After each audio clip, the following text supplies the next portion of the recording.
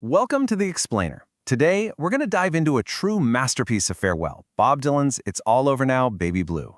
We'll use the official lyrics and some hard data to really unpack the story of this song, a song that's all about endings, but somehow just never seems to end itself. So this song, it does not mess around. It doesn't ease you into the idea. Right from the jump, it hits you with this urgent, straight-up command. There's no negotiation, no gentle lead-up. From that very first line, you know Dylan is setting a tone of absolute finality. This is happening, and it's happening now. The track first showed up as the closer on the 1965 album, Bringing It All Back Home. And its placement there, that's a huge deal. This was the final word on the record that famously and controversially marked Dylan's big shift from acoustic folk hero to electric rock pioneer.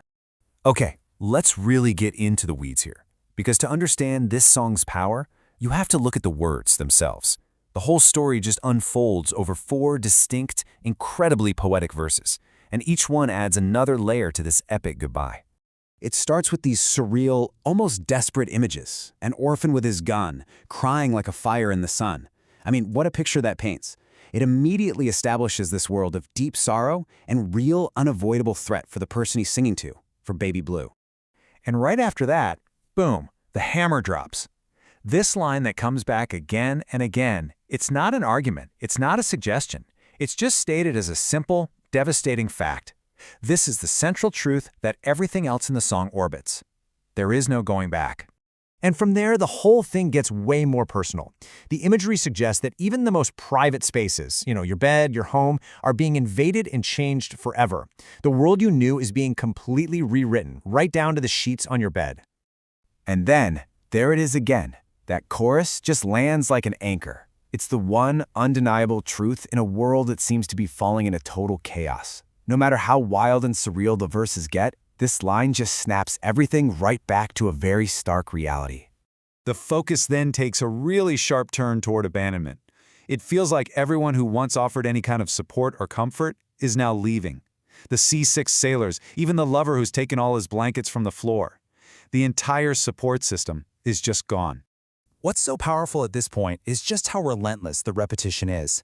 With each verse, it feels like the evidence is mounting, and the chorus comes in to confirm it again and again.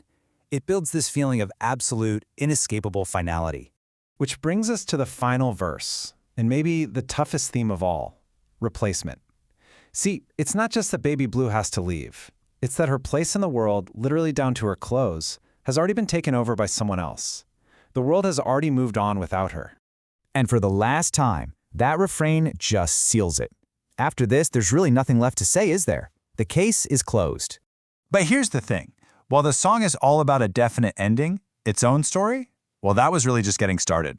It turns out this ultimate farewell anthem had a very, very long life ahead of it.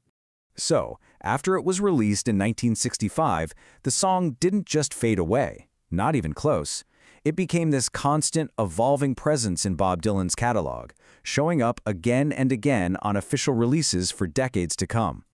I mean, just look at this timeline. It's an incredible picture of the song's endurance. You've got greatest hits compilations, legendary live albums from his most famous tours, all the way up to releases in 2024. This song has been a constant touchstone through his whole career. But that list of albums, it only tells part of the story. The raw performance data from Dylan's official website, well, that reveals just how vital this song of farewell has actually been to his live shows. He didn't waste any time either. The song was first played live on February 17, 1965, the very same year it was released. It immediately became a key part of his concert repertoire. So here's the crucial point. According to the official records, It's All Over Now, Baby Blue has been played live a staggering 632 times. Just think about that. A song about one single, final ending has been reborn on stage hundreds and hundreds of times. And this is where it gets a little weird.